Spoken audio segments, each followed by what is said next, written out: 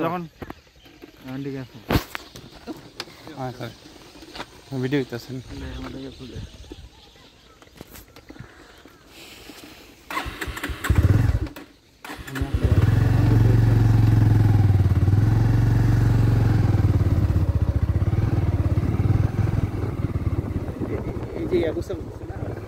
এগুলো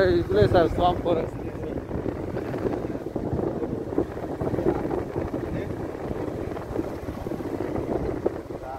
গত বছর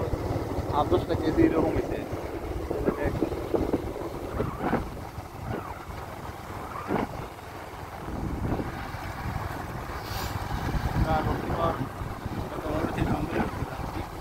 আমাদের স্থানীয় নাম এটা শহরটি জঙ্গল হিসেবে পরিচিত জঙ্গলা হিসেবে এখানে বেশি বাঘ তারপর কাঠবিড়াল বানর সবসময় থাকে এবং রাতে এগুলো নিয়ে তারপর শিয়াল থাকে অনেক বড় বড় বিড়াল প্রজাতি বেশিরভাগ যেটাকে বলি জায়গা থাকে যা রাতে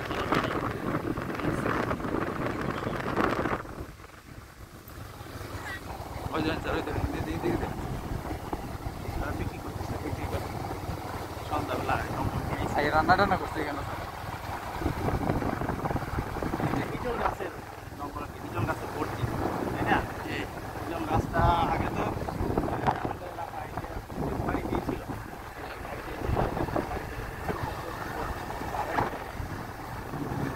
এই হিজল গাছটা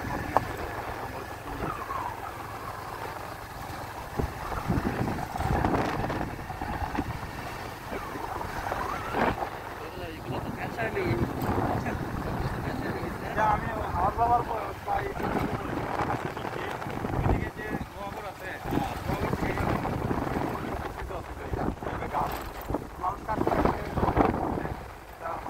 আসলে এই রোডটা হওয়ার পর থেকেই যে জনপ্রিয়তা বৃদ্ধি পেয়েছে ভাই মানুষের কাছে পরিচিতি লাভ করে পরবর্তী জঙ্গল ওরফে লক্ষ্মী পাওয়ার হওয়ার পর থেকে আগে তো এদিকে মানুষ সাধারণত মানুষ আসা যাওয়া করতো না সবসময় এখানে বন্য প্রাণী এখানে বসবাস করতো এখনও আছে রাতের বেলায় বন্য প্রাণীগুলো বের করে রাতের বেলা মানুষ এদিকে খুব একটা যাতায়াত করে না যদিও যাতায়াতের রাস্তা আছে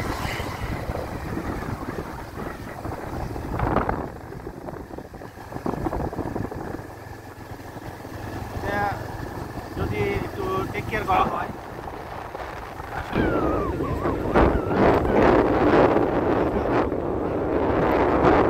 প্লেস হবে এর কারণে প্রথমে এই নদীর উপরে এই জঙ্গলে আসার আগে যে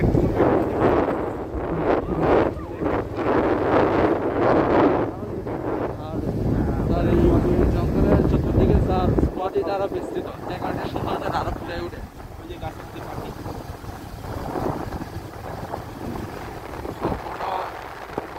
নদী দ্বারা বিস্তৃত নদীতে বিস্তৃত হওয়ার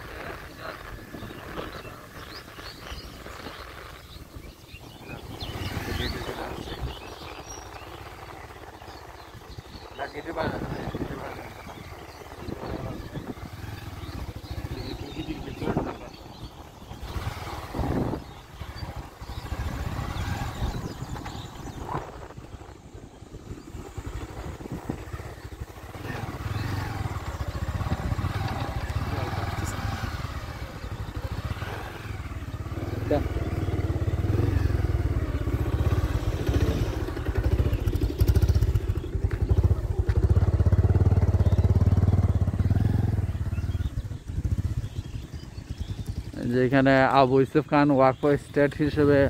একজন ব্যক্তির মালিকানা এটি ছিল পরবর্তীতে এটা ওনার যে মহল্লা বাড়ি ওই মহল্লার নামে ওই এলাকার নামে এটা চলে যায় যেখানে এখানে আছে শহীদুল্লাহ 7 মহল্লা সান্দের স্বত্বাধিকারী